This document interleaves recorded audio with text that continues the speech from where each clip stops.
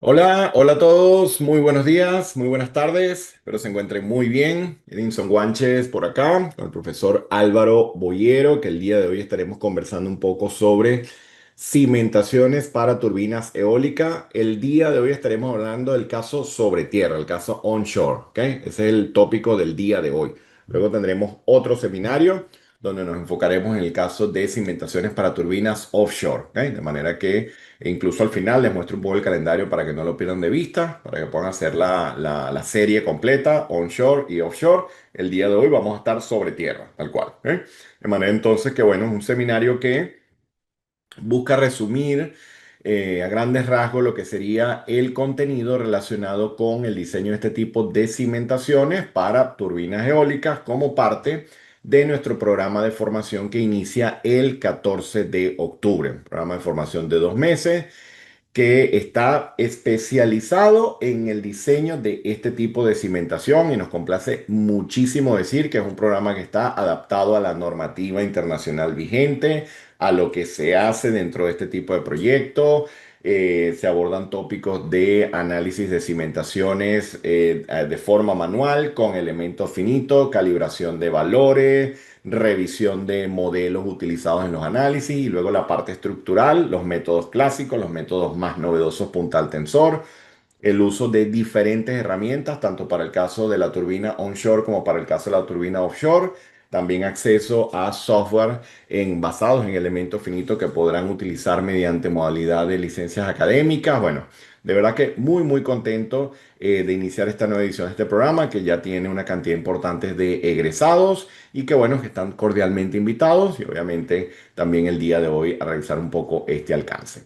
Antes de continuar con mi presentación, si me indican por favor en el panel de preguntas si oyen correctamente, si se ve todo, si estamos bien con la pantalla. Pues yo veo que está todo bien y se oye perfectamente. Yo también estoy muy contento de acompañarte aquí en esta nueva edición del curso de cimentaciones para turbinas eólicas. Está muy, muy completo. Realmente, bueno, ya ahora vamos a ver un poco el contenido, ¿no? Después de que veamos el tópico como tal que vamos a tratar en el webinar. Luego iremos a ver un poquito con más detalle el contenido, pero se ve todo desde las cargas, incluso desde la explicación de los equipos dinámicos, que es lo que realmente hacen los constructores, ¿no? Los diseñadores de eso, de los equipos como tal, entender de dónde vienen las cargas, y eso está muy, muy bueno para poder trabajar en este tipo de proyectos, no solamente en el cálculo, sino que no son calculistas, también como en la parte gerencial, para ver cómo piden un estudio geotécnico para esto, por ejemplo, si es en tierra firme, si es en costa afuera, incluso cosas algunos aspectos de costos, porque la tecnología, sobre todo costa afuera, para el estudio geotécnico nada más es bastante novedosa y es algo bastante costoso. Entonces, bueno, vamos a darle un vistazo bastante completo a todo el tema este, ¿eh? Muchas gracias, Álvaro. Bueno, comentarles entonces, como les decía al comienzo, todavía se están integrando algunos a la sesión. El día de hoy estaremos hablando de cimentaciones para turbinas eólicas, el caso onshore, como parte del contenido del programa de formación que inicia el 14 de octubre, que ya Álvaro ha hecho también una explicación interesante.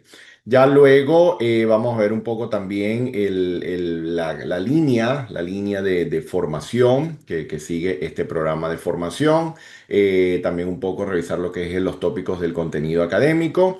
Y que bueno, sepan también que mientras va al seminario pueden ir a nuestra web. Aquí les dejo el enlace. Ya nuestra tutora Ana Berrío les ha puesto allí la información del programa. Y aquí tienen el enlace para acceder a la web. Y de igual forma, si desean más información, si desean aclarar alguna duda, algún comentario, pueden perfectamente escribirnos al correo info y con mucho gusto ahí una persona se encargará de atender cualquier inquietud que tengan con relación a logística, formas de pago, inscripciones, sesiones, etcétera, ¿ok? De manera que ahí pueden terminar de aclarar cualquier inquietud, cualquier duda en particular. Bueno, voy a ir mostrando por acá mi presentación para que podamos empezar a conversar sobre estas cosas. ¿Está bien?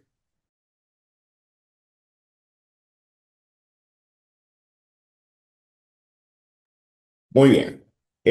Vamos entonces a hablar sobre diseño geotécnico de cimentaciones para el caso onshore, pero voy a hacer también referencia a algunos aspectos que tienen que ver con el diseño estructural. ¿Está bien? Muy bien. ¿Qué se requiere para diseñar este tipo de estructura? Este es un punto siempre importante porque siempre aclaramos para cualquier proyecto de que tiene que haber una información preliminar, tiene que haber una información previa, tiene que haber algo que tengamos en la mano para yo poder iniciar el proceso de diseño. Una cimentación para una edificación, bueno, cuáles son las cargas, cuál es el tipo de edificio, cuál es la altura, si va a estar sometido a acción sísmica, etcétera. Si es una cimentación para una nave industrial, lo mismo. Y así sucesivamente, ¿ok? Entonces yo necesito una información mínima para poder desarrollar este tipo de proyectos. En líneas generales, cuando se habla de turbina, se reporta una información mínima de referencia como el modelo de la turbina, lo que sería la clase de viento, todo lo que sería la influencia de la clase del viento para el sistema góndola-rotor, que es este término que vamos a ver bastante en el mundo de turbinas eólicas, la altura de las aletas, y allí importa mucho la altura del ala superior por encima del terreno como tal. Los parámetros de la cimentación que el fabricante de la turbina asume inicialmente. Él considera siempre al comienzo una información preliminar de la cimentación que luego se refina en el cálculo. Realmente no es común en la práctica que un ingeniero proyectista se involucre en el proceso de diseño de la turbina, a menos que trabaje en una empresa que se dedica a esto, una empresa ya de estas grandes especializadas en el diseño y construcción de turbinas. Ese target, como quien dice, o ese mercado es más nicho, es más exclusivo, es más pequeño, pero sí, obviamente pudiesen estar involucrados en algún tipo de proyecto de este tipo. Pero lo que sí es más global, más abundante y que ya hay clara evidencia que se requieren en los próximos años y por mucho tiempo, es el ingeniero que se encargue de diseñar la cimentación, entendiendo que hay una turbina que ya provee un determinado fabricante, ¿no? Vamos a tener entonces que esos fabricantes nos dan unas tolerancias de verticalidad, de inclinación y asiento, y eso se conecta con algunas rigideces también mínimas exigidas, tanto a nivel dinámico como estático, para la parte vertical, rotacional o lateral. Es decir, que hay unos parámetros para yo controlar la turbina desde el punto de vista de respuesta, desde el punto de vista de deformaciones. ¿Qué necesito para diseñar la cimentación? Bueno, el detalle de la interfaz torre-cimiento, lo que está ocurriendo acá. Dentro de este programa incluso hay un tópico bien interesante cuando se analiza la turbina con anclajes en roca. Hay un documento que explica de forma muy detallada el cómo se diseña el anclaje de la turbina a la cimentación y luego del anclaje a la roca. Entonces, estos son unas pautas que ya tenemos también desde el inicio del proyecto. Ya lo que serían otros componentes que tienen que ver con servicios, electricidad, tuberías y este tipo de cosas, que hay toda una planificación también bien importante. Obviamente no es una estructura que está puesta allí ya, hay un montón de conexiones, un montón de aspectos que tienen que ver con la transmisión de potencia, energía y todo esto. Que también pueden estar controlados por verticalidad, rotación, etcétera. Pues muchas de estas cosas, si son muy sensibles a movimientos, rotaciones, hay unas pautas para esto. Y pueden haber algunos requisitos especiales para piloto y anclaje en roca. Fíjense, ahí mencionan el anclaje en roca porque uno de los códigos establece ya oficialmente como una de las alternativas de cimentación la cimentación anclada en roca, y por eso se aborda acá con mucho detalle como una de las alternativas que pudiésemos conseguir en la práctica. ¿Eh? Acá muestro los códigos o estándares que de alguna forma tienen una presencia fuerte en este tipo de proyectos. Esto no quiere decir que sean las únicas, porque incluso fíjense que acá no tengo mencionado el ACI. El ACI, si la turbina tiene un contexto americano, podemos estar utilizando ACI de igual manera. Pero hago referencia a estas porque estas son normas que han estado muy dirigidas a lo que sería el diseño de turbinas eólicas y su soporte o su cimentación. Por ejemplo, esta primera que está acá, el ISE 61400-6, es una norma relativamente nueva, fíjense que es del año 2020, y fue una norma que resolvió unas dudas importantes que existían para el caso de cimentaciones, para el caso de turbinas onshore, y que toma en cuenta lo que sería el apartado del IEC que está relacionado con el tratamiento de carga, funcionamiento, operatividad y todo esto. Entonces, este documento se alinea con aquel para resolver el tema de la torre, los requerimientos de diseño de la torre y de la cimentación, pero tiene mucha información correspondiente a la cimentación. parte de esta presentación tiene información de dicho documento y dentro del programa de formación se puede decir que lo revisamos a mucho detalle, y los cálculos y toda la información que se entrega allí depende fuertemente de lo que dice este estándar porque es algo que solucionó cosas que antes quedaban un poco ambiguas, donde de repente había que jugar con otros códigos y ahora queda mucho más claro dentro de este estándar en particular. Luego está el DNV. El DNV tiene diferentes estándares para el área offshore, para el área de turbinas, para el área de plataformas, etcétera. En este caso estoy hablando de estructuras de soporte para turbinas de viento.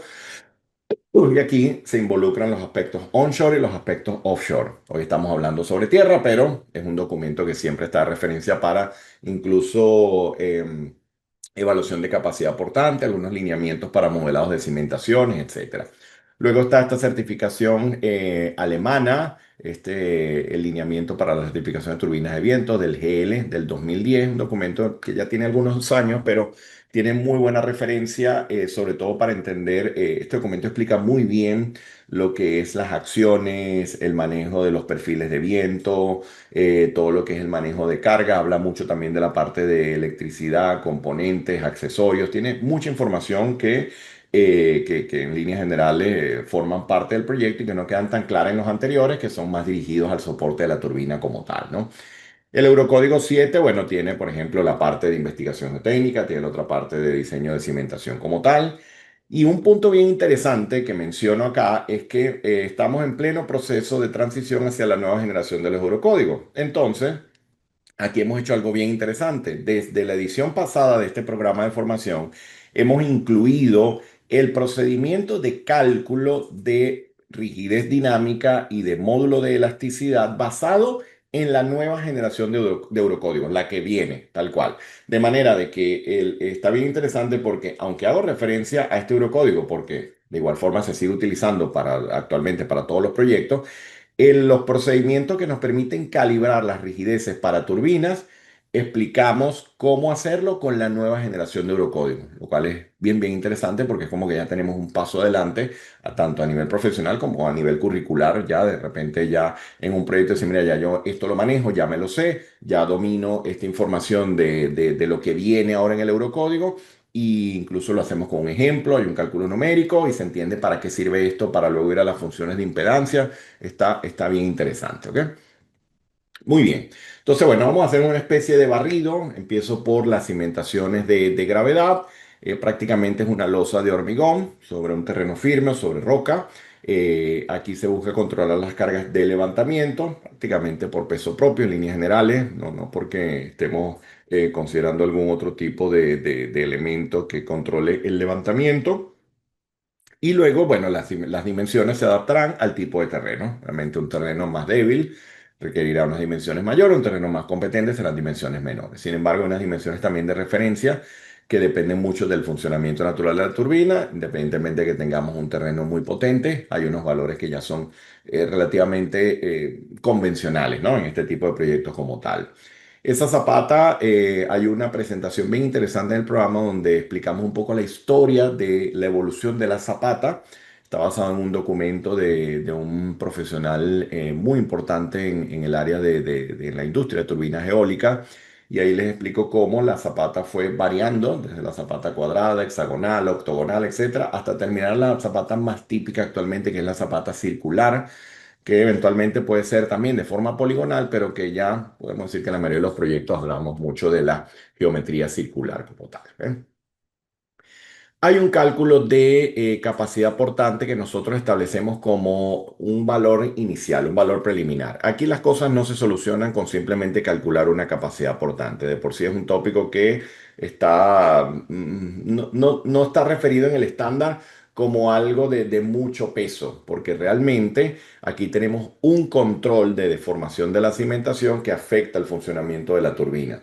Hay un proceso dinámico, hay una rigidez, hay unos controles de rotación, hay una caracterización del terreno que es compleja. Entonces, ¿qué ocurre? Que hablar de una capacidad portante por métodos tradicionales o por ecuaciones clásicas realmente no me va a solucionar todo el problema. Pero siempre es un punto de partida, siempre es un punto de partida. Tengo una cimentación que tiene una serie de componentes y al final en la interfaz del cimiento con el terreno tengo una respuesta vertical y una respuesta horizontal. Obviamente hay un momento flector actuante en el tope de la cimentación y a partir de allí se deriva una excentricidad. Entonces yo tengo una excentricidad que es la relación del momento entre esa componente de carga vertical. ¿Qué ocurre allí? Que a medida que ese momento flector se hace más grande, esa zona de contacto sobre el terreno se va reduciendo. Entonces, claro, se hace más grande la excentricidad y el contacto se va haciendo menor. Entonces se habla del concepto de el área efectiva. Y esta área efectiva, probablemente los ingenieros del área de cimentaciones la conocen porque se parece mucho al concepto de que conseguimos en textos clásicos de mecánica de suelo, el Brajadas, etcétera, donde tenemos la aplicación del método del área efectiva para el cálculo de Meyerhoff y todo esto. Aquí esto tiene mucha importancia porque, claro, podemos hablar de momentos flectores importantes, independientemente de que la carga axial igual sea grande, el momento flector es muy grande y a partir de ahí hay que tomar en cuenta esa zona de contacto. Entonces hay un tratamiento para la zapata cuadrada, si la excentricidad sea en dos direcciones, y para el caso de la zapata circular, que muy probablemente sea de las más comunes en la práctica, ¿no? Entonces vamos a ver que este código habla desde el punto de vista de resistencia. Insisto que probablemente no, el diseño no va a llegar hasta allí porque vamos a tener que hacer más cosas, pero como punto de partida, hablando de resistencia, hablamos de dos mecanismos de fallo, mecanismo de rotura uno, un mecanismo de rotura 2, y eso depende de esa excentricidad que les he indicado anteriormente. Entonces establecen un límite que es 0,3 B, siendo B el ancho de la cimentación, de manera que esa excentricidad sea menor, una condición de diseño sea cuando la excentricidad es menor a 0,3 B, condición de rotura uno, o que la excentricidad sea mayor a 0,3 B, que sería la condición de rotura 2. Eso aplica para el caso drenado y para el caso no drenado. ¿Qué ocurre? Que aquí también, dependiendo del contexto, por ejemplo, si estamos trabajando con eurocódigos, hay tres enfoques de diseño, el enfoque de diseño uno, 2 y 3, y dependiendo de el anexo nacional donde se esté ubicando el proyecto, puede haber un tratamiento diferente de las acciones, de la resistencia a los materiales o de lo que serían los parámetros que utilizamos en el proceso de caracterización de la resistencia. Fíjense que aquí estoy dividiendo entre un coeficiente parcial de cohesión, coeficiente parcial de ángulo de fricción interna, pues estoy aplicando un enfoque de diseño del eurocódigo que trabaja con esta solución. Hay otros casos donde de repente no, de repente dejo los valores tal cual, por ejemplo, el enfoque de diseño 2 no me obliga o simplemente no establece que se tenga que hacer esta reducción por coeficientes parciales y simplemente trabajo con una reducción de las resistencias totales. Entonces esto va a depender mucho del enfoque, pero si estuviésemos en el Reino Unido, por ejemplo, se trabaja con el enfoque de diseño uno y esto es bien interesante manejarlo y ahí acá hay unos temas donde incluso este tema del Eurocódigo, los enfoques de diseño es una presentación larga porque hay que explicar los estados límites, el método de los coeficientes parciales, cada enfoque de diseño, cuándo se utiliza uno, cuándo se utiliza otro. Y esto es importantísimo porque las turbinas eólicas, estamos en un despacho, pero ¿a dónde va? No necesariamente en el despacho donde estemos trabajando voy a tener la turbina al lado, muy probablemente sea que el proyecto va en Irlanda, bueno, ese trabaja con otro enfoque de diseño. La turbina va en España, entonces eso es otro enfoque de diseño. Va en Alemania, entonces ya hay otro, y así sucesivamente. El Reino Unido, entonces por eso es importante dominar esta información. Lo cierto es que partiendo de estas dos condiciones, yo evalúo entonces un mecanismo de rotura uno o un mecanismo de rotura 2 en función de esa excentricidad que estoy obteniendo. Y luego que he hecho el análisis, me quedo con el caso más desfavorable entre los casos que estemos evaluando. ¿Ok? De manera que esto es el procedimiento general de diseño. Muy bien, luego tengo que para la respuesta lateral puedo tener como mecanismo que me suple de resistencia, puedo tener la contribución de la fricción o adherencia en la interfaz cimentación-terreno y lo que sería la resistencia lateral dada, por ejemplo, por un empuje pasivo, si fuese el caso. En este tipo de proyectos, fíjense que se controla principalmente la posible cohesión que pueda haber en la zona de contacto zapata-suelo y lo que sería la componente por fricción. No se considera el empuje pasivo, la razón es que para llegar a valores elevados de empuje pasivo requieren muchos niveles de deformación, entonces el código no te lo establece, si el proyectista tiene algún criterio para fijar un valor, ok, pero siempre no es algo que me favorece desde el punto de vista de seguridad, por lo que obviarlo, por lo general es una práctica muy común para este tipo de control de respuesta, que sería el deslizamiento lateral. Y aquí sí hay que tener en cuenta los coeficientes de rugosidad, dependiendo del tipo de suelo, bueno, que me va a permitir calibrar esa componente de resistencia por fricción como tal. ¿Ok? Les comentaba que sí, partimos de una capacidad portante, yo puedo incluso fijar una dimensión inicial. Tengo unos valores de carga, saco mi excentricidad, veo en qué condición estoy, si estoy en rotura uno, rotura 2, chequeo mis ecuaciones de capacidad portante y bueno, a partir de allí, bueno, me quedo con la condición más desfavorable. Perfecto. Pero resulta que llego a un tamaño, incluso decimos, mira, desde el punto de vista de resistencia y carga actuante, aplicando, vámonos a lo más clásico, aplicando el método ASD, tengo un factor de seguridad de 5. Aplicando el LRFD, tengo que la resistencia excede en dos veces las cargas actuantes. Aplicando el método de los coeficientes parciales, lo mismo. O sea que está esto requete verificado por diferentes teorías, por diferentes métodos. Ok, pero resulta que acá eso no lo es todo. Yo tengo que verificar esta cimentación desde el punto de vista de rigidez. Y allí entonces nos metemos con lo que sería la evaluación de asientos y lo que sería la rotación de la zapata. Allí obviamente lo que se busca es, sí, tener un estimado de ese asiento total a largo plazo, pero ese no va a ser el más importante. El más importante va a ser esa inclinación que se genera por la rotación.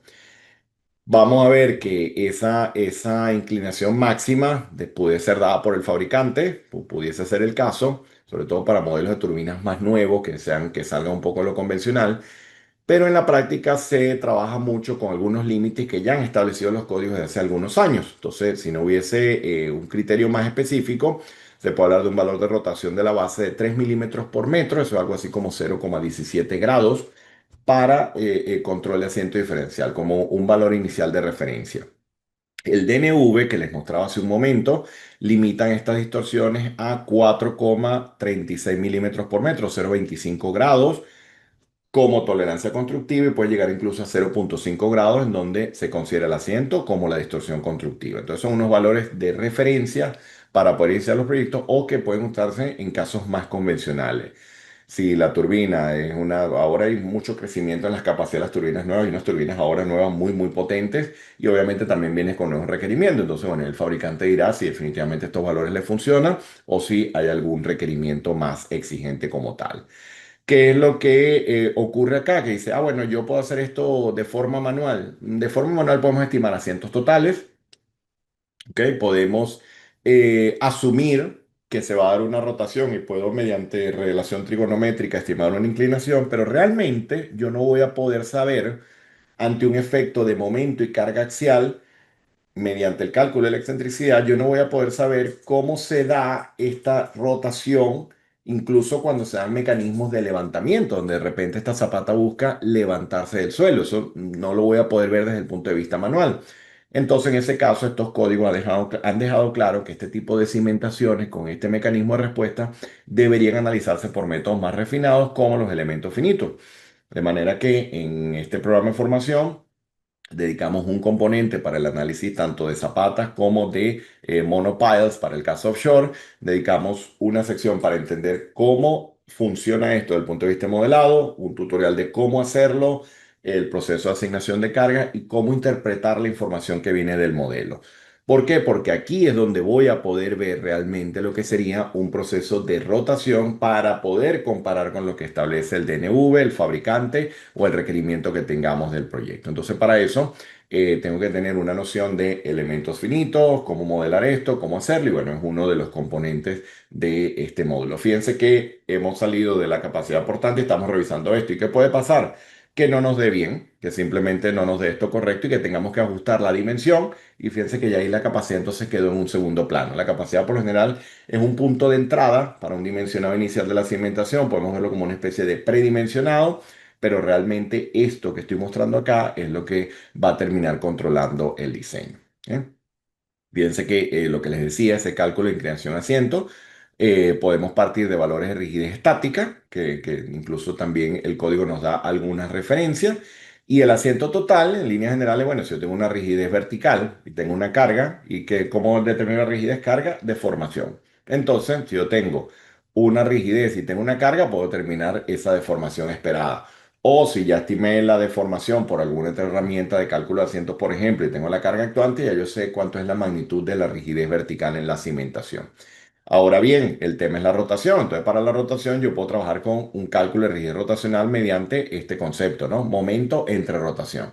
Sí, está bien, está perfecto, pero aún así, el problema está en que yo necesito cuantificar estos niveles de deformación y de rotación, teniendo en cuenta el comportamiento del suelo de forma mucho más precisa. Entonces, ahí es donde los elementos finitos nos ayudan, porque podemos considerar esa no linealidad mediante elementos finitos, mediante la respuesta del terreno, para poder entonces calibrar dichos valores, ¿eh? Entonces eso es una de las cosas que le prestamos mucha atención acá. Hay otras alternativas que están mencionadas también en algunos estándares, en algunos códigos, es importante que no perdamos de vista. Y es que tengamos en cuenta que una turbina eólica por lo general no va a estar construida en un terreno muy competente o en un sitio que tiene una cosa bien conformada, muy bien hecha, ¿no? Probablemente podemos estar en zonas muy complejas a nivel de geotecnia, incluso para el caso onshore. Podemos estar en zonas inhóspitas donde el terreno ni siquiera se entiende qué es lo que puede haber allí, entonces pueden surgir muchas cosas. Entonces, para ello pueden haber soluciones de turbina en suelos reforzados con geotextiles. Simplemente haya que pensarse en una alternativa con geotextiles o inyección de lechada. Suelos reforzados con columnas de grava, como esta que está acá. Suelos reforzados con inclusiones rígidas, pueden ser otras alternativas. Ya estos son cosas que tienen que ver más con un proceso geotécnico de estabilización del terreno que depende ya de la geotecnia que consigamos allí.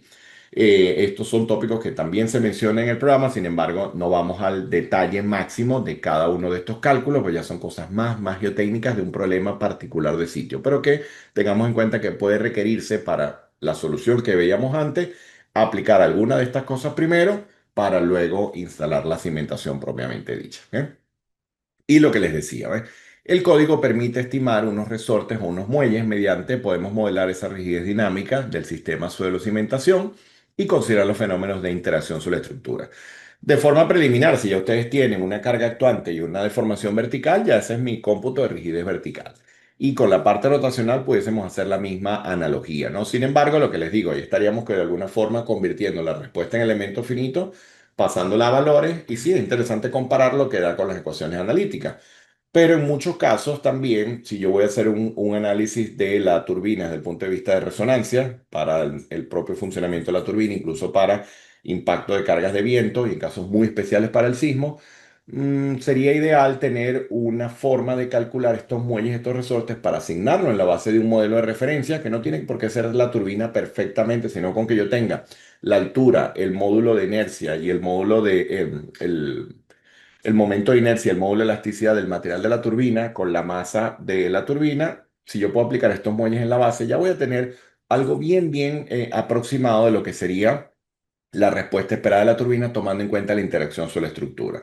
Entonces, en ese caso, si se incorpora el caso sísmico, por ejemplo, bueno, hay que ver si se modifican estas rigideces en función de la frecuencia.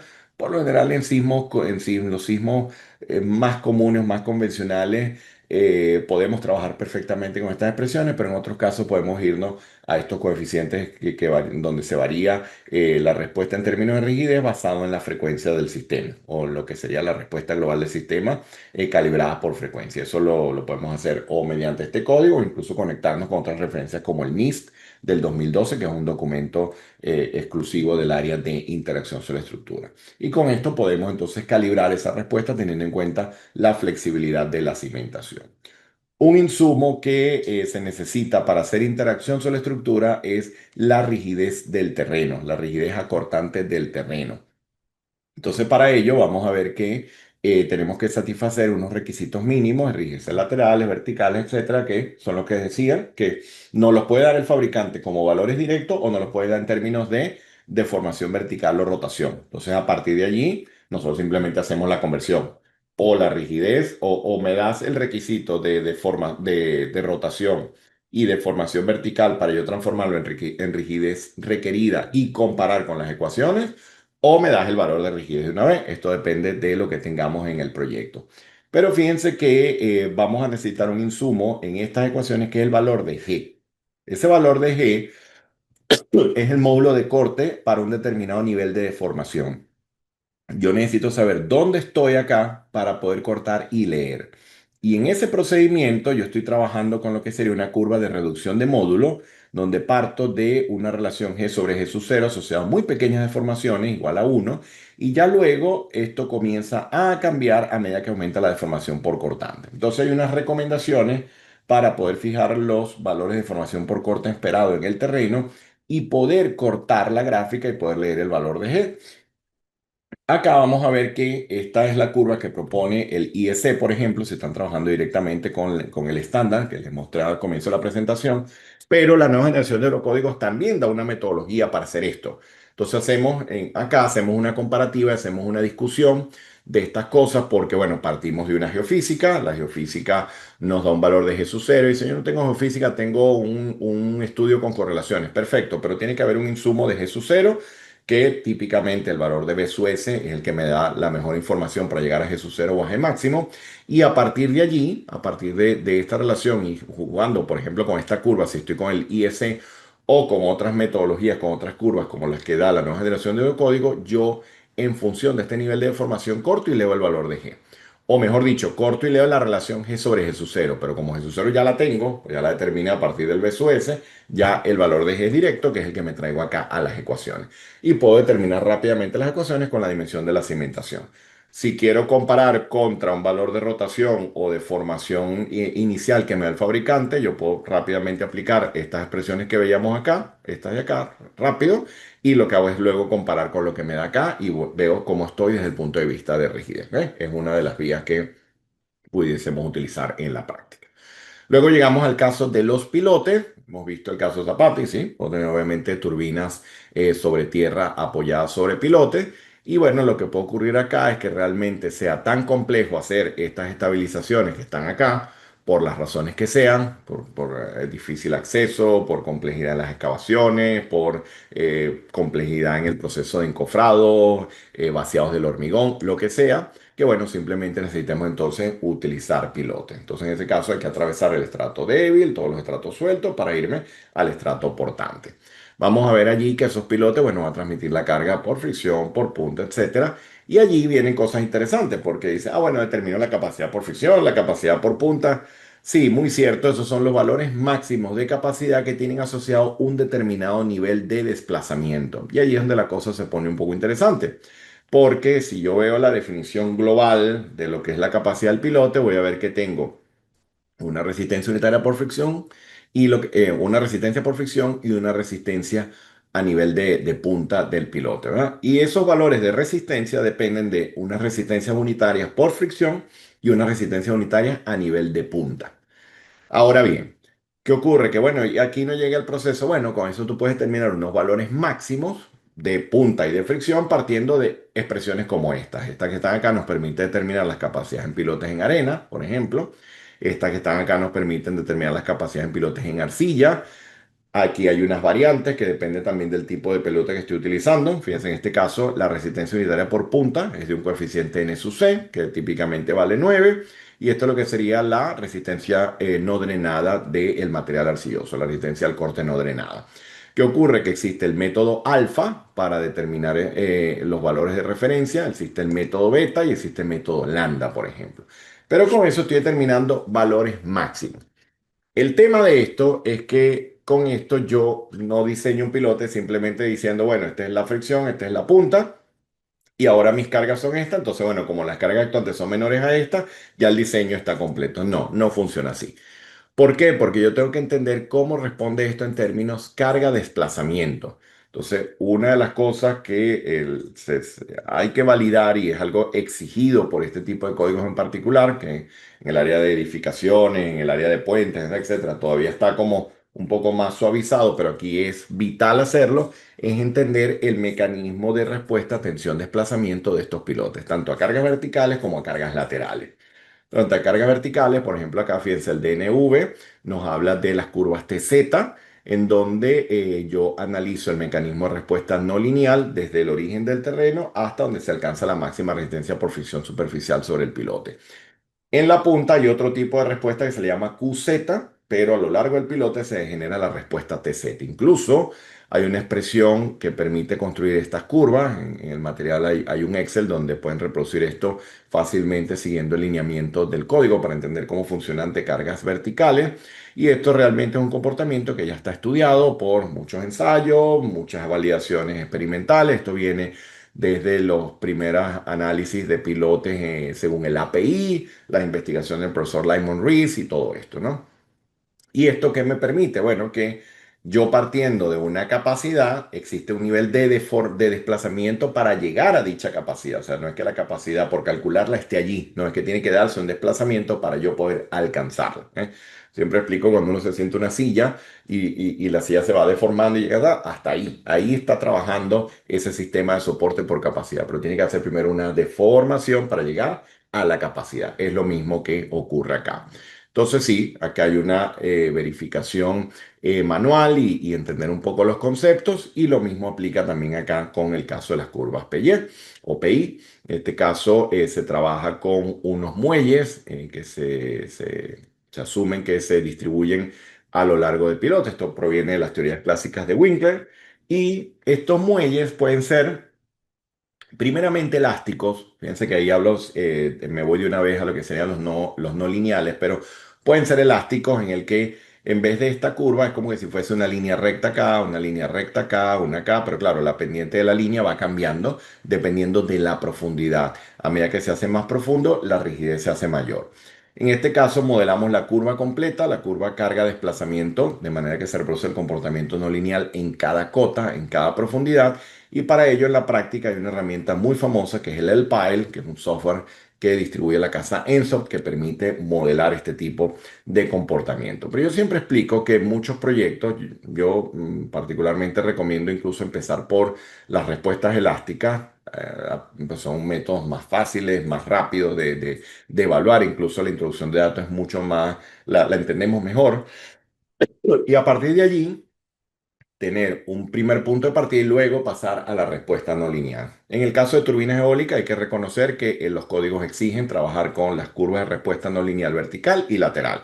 ¿Por qué? Porque son estructuras que estarán en funcionamiento por 20, 25 años y ahí hay una acumulación de ciclos que obviamente pueden reproducir procesos no lineales a largo plazo y decir que vamos a diseñar la turbina con una respuesta elástica durante 20, 25 años no es lo correcto. Entonces, por eso el código establece de una vez esta metodología. Pero yo, en lo personal, considero que podemos partir siempre de la respuesta elástica para calibrar las dimensiones y luego sí evaluar la respuesta total desde el punto de vista no lineal. Y hay herramientas que nos permiten hacerlo rápidamente elástico, como Geo 5, por ejemplo.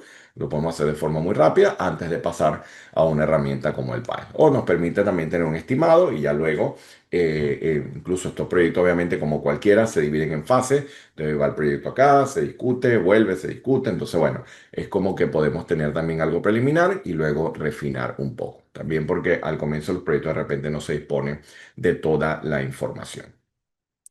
Esto sería lo que se obtiene de una herramienta como el Pile. Fíjense, unas curvas, estas son las curvas, las famosas curvas PI o las curvas PY. Fíjense que me voy desde lo más superficial, la curva de color azul, y voy aumentando, ¿eh? Fíjense ahí, voy aumentando hasta mayor profundidad. Esto va hasta 15 metros, por ejemplo. Y bueno, simplemente la curva de más superficial, que es la que está ubicada por acá arriba, es la que tiene menos capacidad, la que exhibe mayor desplazamiento. Y a medida que va aumentando, bueno, simplemente se va haciendo más rígido porque obviamente voy aumentando con la profundidad. Si considero estas curvas en mi pilote, bueno, puedo obtener diagramas de deflexión, de momento, de fuerzas cortantes, etcétera, tal y como se observa acá. ¿Está bien? Otra solución que establece la industria de turbinas eólicas es la cimentación anclada en roca.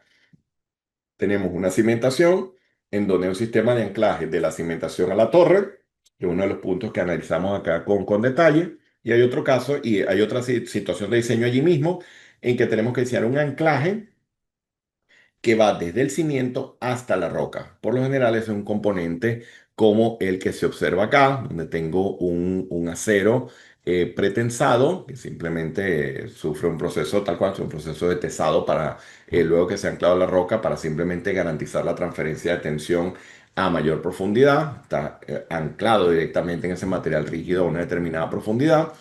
Y todo eso genera un sistema, ¿no? Un sistema de bloques, la propia cimentación con el anclaje conectado a la roca a una determinada profundidad como tal. Y la idea de tener esto es que esto permite controlar grandes excentricidades y grandes momentos de levantamiento, que de repente en algún suelo que es muy poco competente, va a ser un problema por las dimensiones de la zapata, o incluso en terrenos más competentes, pero que de repente desde el punto de vista de ejecución se complica, entonces podemos afinar un poco la dimensión de la cimentación para trabajar con estos anclajes que nos permiten de igual forma controlar estas grandes excentricidades. Entonces, este tipo de solución la vemos incluso. Todas las soluciones que se abordan acá desde el punto de vista estructural las abordamos en el recorrido europeo basado en eurocódigos y el recorrido americano basado en ACI. De manera que el que participe en el programa puede escoger, el que quiera ver los dos, perfecto, pero es bastante información. Les adelanto que es muchísima información. Por lo general, mire, yo estoy interesado en la normativa europea porque es donde estoy trabajando en este tipo de proyectos. Hay todo un recorrido de diseño estructural de esta cimentación por la normativa europea. Y el que lo esté haciendo por el caso en el continente americano tiene todo el tratamiento con ACI, normativa americana, incluso el código AASHTO, que también dice algunas cosas de estas, sobre todo para el método del puntal tensor y todo esto, ¿ok? Para que lo tengamos en cuenta. Muy bien. Luego que hemos garantizado la estabilidad de la cimentación desde el punto de vista geotécnico, a nivel de capacidad, a nivel de rigidez, a nivel de control de deformaciones, de rotaciones, tengo que pasar al proceso de diseño estructural. Entonces lo puedo efectuar, como les he dicho, mediante Eurocódigo o mediante ACI, tal cual.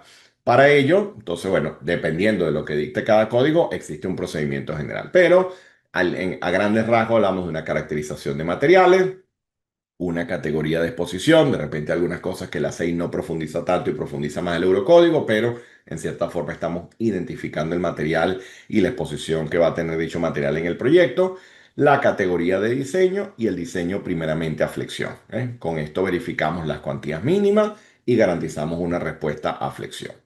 Luego voy a tener entonces el diseño por cortante. Entonces vamos a ver dos grandes mundos.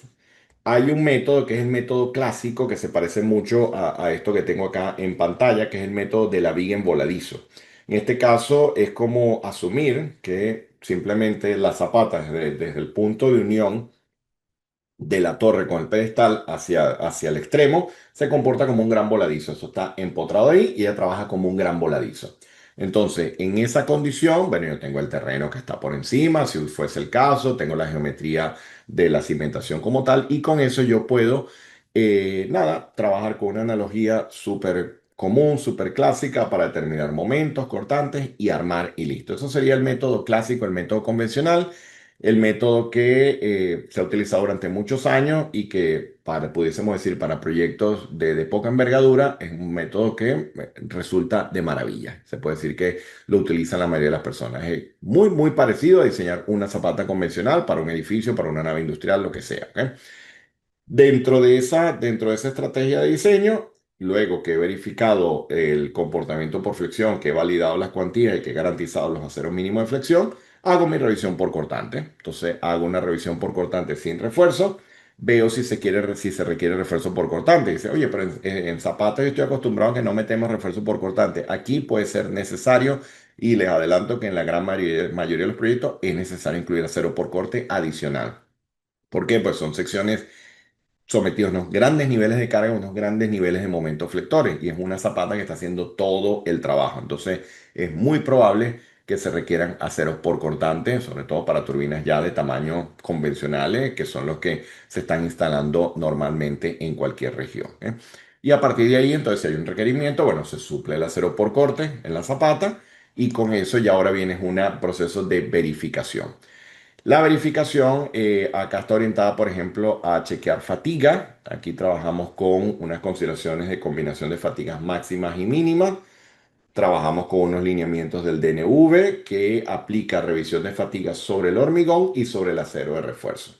Aquí tenemos que determinar las propiedades del hormigón como sección agrietada, trabajar con unos límites de fatiga del hormigón. Para ello tenemos referencias también que provienen del Eurocódigo y también de la CI, dependiendo de la ruta que escojan. Evaluamos el comportamiento a fatiga del hormigón para esfuerzos de compresión y del hormigón para esfuerzo de cortante, sin el acero de refuerzo y luego con el acero de refuerzo. O mejor dicho, y luego evaluamos la fatiga sobre el propio acero de refuerzo.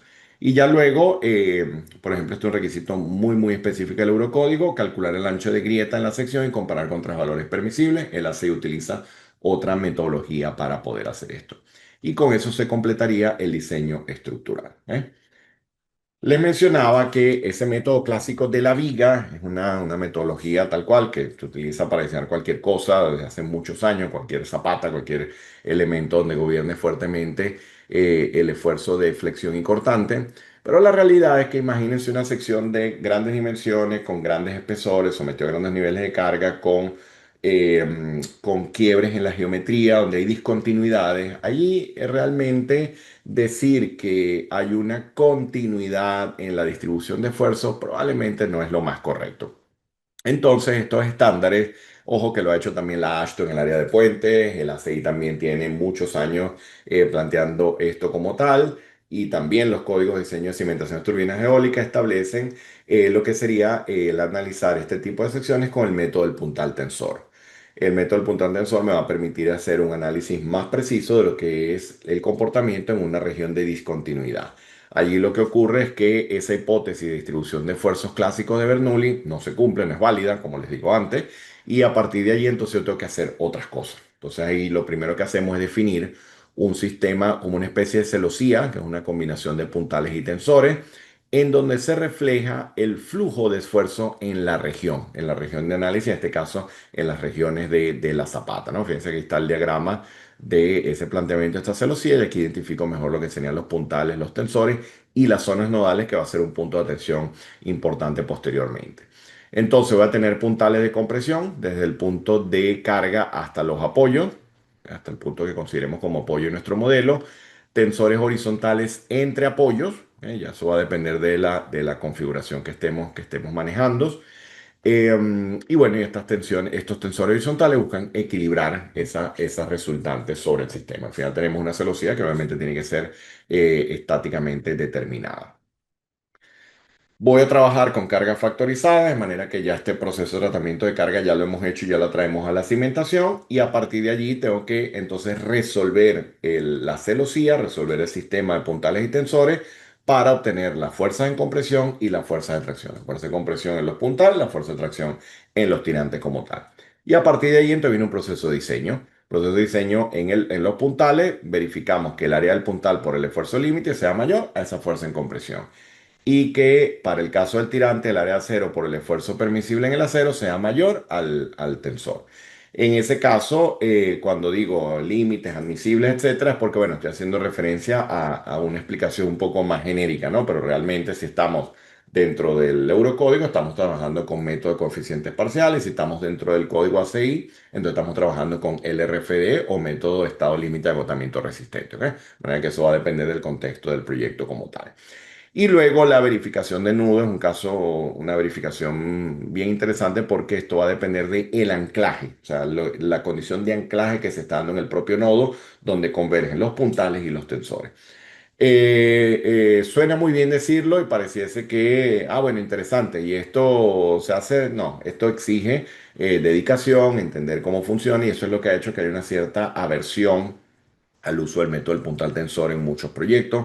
Incluso es interesante porque el código Ashton en el área de puentes lo ha mencionado también desde hace ya varios años y la comunidad ingenieril es como que no me quiero meter con el puntal tensor todavía porque esto no me lo ponen fácil y es que claro, este planteamiento de celosía, estos recorridos dependen mucho del criterio del ingeniero y hay una evaluación que hace el ingeniero para poder saber si eso está correcto o no. Entonces, bueno, uno se apoya de herramientas de cálculo, de algunos software para poder hacerlo, pero podemos decir que no es un proceso que sea de todos los días. Sin embargo, acá está contemplado, de manera que está interesante porque tienen una zapata hecha con toda la verificación geotécnica, tienen el diseño estructural por el método de la viga, caso europeo, caso americano, y luego para el puntal tensor, la misma zapata, caso americano, caso europeo. Está interesante porque pueden hacer las comparativas, ven los resultados, ven los valores, y está muy bueno. Ya luego si van a cualquier software, a cualquier herramienta que permita desarrollar este tipo de análisis, ya es directo, porque ya lo tenemos controlado, ya entendemos cómo funciona, cómo se maneja. Yo creo que es algo que es interesante que lo veamos primero desde este punto de vista antes de simplemente lo típico, ¿no? Apretar botones en la herramienta. Y bueno, finalmente llegamos a un armado. Llegamos a un armado como se observa acá. Fíjate, un armado que se ha obtenido con el enfoque ACI y este es un armado que se ha obtenido con el enfoque Eurocoding. Acá les dejo una referencia a nuestro blog, ya ahora que termine la sesión se los muestro, pero es una referencia para un artículo que se llama Guía Práctica de Diseño Estructural de Zapatas para Turbinas Eólicas Onshore, del ingeniero Darwin Ramírez. Está muy completo el artículo, de verdad, muy contento de que lo hayamos podido publicar porque allí el ingeniero Darwin explica a detalle lo que es la turbina, el mecanismo de transferencia de cargas a la cimentación, cómo se consideran estas cargas, todo lo que sería el desarrollo de la distribución de esfuerzo, incluso cómo convertir las cargas que vienen de la turbina a la cimentación para luego pasarla a los puntales y tensores y se hace una resolución genérica de una de estas celosías. Bueno, tengan en cuenta que estas celosías se repiten de forma radial en la cimentación. Él hace la resolución de unos casos típicos allí y se entiende la aplicación de las ecuaciones, se ven los dos enfoques, está bien, bien interesante. Les recomiendo que vayan al blog de Sísmica Institute, el que desee más detalle, para que lo pueda revisar mucho mejor, ¿ok? Y ya finalmente, bueno, llegamos a un diseño como el que tenemos acá. De manera que ese sería el recorrido a seguir, bueno, dependiendo obviamente de la tipología de cimentación que tengamos. Yo les mencionaba que cuando teníamos el caso de pilotes, uno podía partir primero de una respuesta elástica o herramientas como Geo5, por ejemplo, o por métodos manuales, pero que típicamente es un punto de partida para luego ir a algo un poco más complejo que es la respuesta inelástica. Entonces acá, por ejemplo, se observa el modelo de un pilote hecho en el Pile, en donde simplemente yo puedo, tras correr el análisis, puedo visualizar las curvas que veíamos hace un momento en la presentación y veo un poco lo que serían las deflexión, los momentos flectores, lo que sería la fuerza cortante, y con esto puedo validar la respuesta de un piloto de forma individual, cosa que está muy bien. A mí me encantan todos los proyectos partir desde lo individual hasta lo plural o desde lo básico hasta lo más complejo. Yo creo que está muy bien partir de acá. Pero la realidad es que en una turbina de este tipo pudiésemos tener más bien un caso como este en donde tenemos un grupo de ya de pilotes, una zapata circular que recibe una carga determinada de turbinas, en donde, bueno, simplemente la condición de carga va a depender de lo que esté especificado en el proyecto. Yo incluso soy partidario siempre de modelar en este tipo de cosas solo la carga permanente, luego incluir el efecto de viento y luego incluir las cargas completas y obviamente esto se va complicando a medida que tengamos más información, ¿no? Pero si partimos de acá, lo que me interesa mostrarles es la importancia de esas curvas de respuesta vertical y lateral. Como las laterales típicamente las podemos calibrar como una herramienta, con una herramienta como el Pile, o les decía, como este, donde nos muestre rápidamente los desplazamientos laterales y que veamos si esto está en orden con la especificación del fabricante. Bueno, aquí simplemente vamos a ver el efecto conjunto. Entonces, si yo marco acá esta deformación, bueno, fíjense, aquí estoy viendo lo que ocurre en el grupo para, obviamente, un momento flector que busca como empujar estos pilotes y estos buscan como traccionarse o salirse incluso, ¿no? Si me vengo acá, estoy en el caso de carga 3, correcto, que es el más crítico y pido el contorno, bueno, fíjense. Allí tengo valores de deflexión, fíjense, se observa claramente lo que serían los valores negativos y los valores positivos, ¿eh? Quiere decir entonces que en efecto tengo unos pilotes que están como en cierta forma hundiéndose y unos pilotes que están como levantándose, buscando levantarse, ¿no? Para ello, saber si se levantaron o no, yo tengo que, o si se salieron o si bajaron más de la cuenta, yo tengo que analizar otras cosas. Tengo que analizar, por ejemplo, estas curvas. Aquí tengo las curvas PY para este caso. Aquí les muestro estas dos genéricas porque simplemente esto es muy rígido ante la respuesta lateral, por eso siempre es bueno verlo como un piloto individual, para aquí lo podemos terminar de validar con el software. Y ya luego es lo que les decía, ¿ve? Esta curva es muy importante porque esta me reproduce cómo se comporta la respuesta a tracción y la de compresión. Y este caso es interesante porque aquí hay mucha similitud en la respuesta hasta estos valores donde hay una ligera desviación. Y es porque este modelo que tengo acá es el modelo de una, te los muestro por acá, ahí está. Es una arena superficial que no hace la gran cosa y luego tengo una arcilla muy blanda que va hasta grandes profundidades. Fíjense, va hasta los 40 metros, desde 3 hasta 40 metros. Entonces, esta arcilla como tal es la que está haciendo todo el trabajo. Entonces, ¿qué ocurre? Que a nivel de compresión, a nivel de tracción, esto está trabajando realmente a cohesión no drenada. De allí que el comportamiento, compresión y levantamiento sea tan parecido hasta estos niveles de carga donde comienza a haber una ligera diferencia entre compresión y levantamiento. Y este caso, este ejemplo, yo se los explico con cálculos manuales para que se entienda incluso de dónde vienen estos valores que están acá, que en este caso en particular, es interesante porque en este caso en particular, el software, yo le puedo asignar esta información. Pero si no, él me puede ayudar a calcularlo para tomar en cuenta la respuesta de esta curva TZ que veía anteriormente. Y nosotros podemos de alguna forma calibrar nuestro método de análisis también. Ya veíamos que el DNV nos da unos procedimientos típicos para el caso arena, para el caso arcilla. Podemos tantear algo por allí y traerlo acá a ver cuál es la respuesta, pero también podemos decirle al software que nos haga un cálculo inicial de fricción superficial y de resistencia por punta para calibrar. Son metodologías que explico ya luego más adelante en el programa para que tengan insumos. También, si el día de mañana no tienen esta herramienta, tienen otra, no importa, simplemente es entender lo que está ocurriendo allí para todo el proceso de calibración y análisis. Otra cosa importantísima que les muestro por acá, estando con esto acá, con esta deformación, es ver entonces esa rotación que me pedía controlar el IEC o la normativa DNV, ese 0,17 grados o el que sea que estemos utilizando. Bueno, fíjense que yo puedo pedirle acá las rotaciones. Entonces, si yo pido la rotación alrededor de Z, le doy acá a cerrar y roto esto un poco acá, ahí la tenemos, ¿eh? Ese es el valor de rotación que está experimentando el pilote como tal, ¿eh? De manera que esto que se observa acá, ahora lo veo acá desde el punto de vista de rotación, ¿no? Y ese valor de rotación, realmente nos está reflejando en radianes, etcétera. Bueno, tengo que transformarlo en grados o como quieran. Es algo que voy a estar validando o revisando contra la especificación del fabricante. Si me vengo, por ejemplo, vengo acá, yo puedo tener incluso los resultados del cabezal, desde el punto de vista de desplazamiento, de rotaciones, y lo puedo ver ya todo mucho más claro. Y puedo ver entonces ya lo que ocurre en otros puntos particulares del cabezal también. Entonces son cosas que ya uno empieza a ir un poco a refinando esto. Y aquí puedo ver lo que ocurre en cada pilote del grupo, ¿no? Yo me puedo ir a un pilote de esto y simplemente voy bajando por el nodo y voy revisando lo que ocurre desde el punto de vista cortante, reacción del terreno, carga axial, etcétera.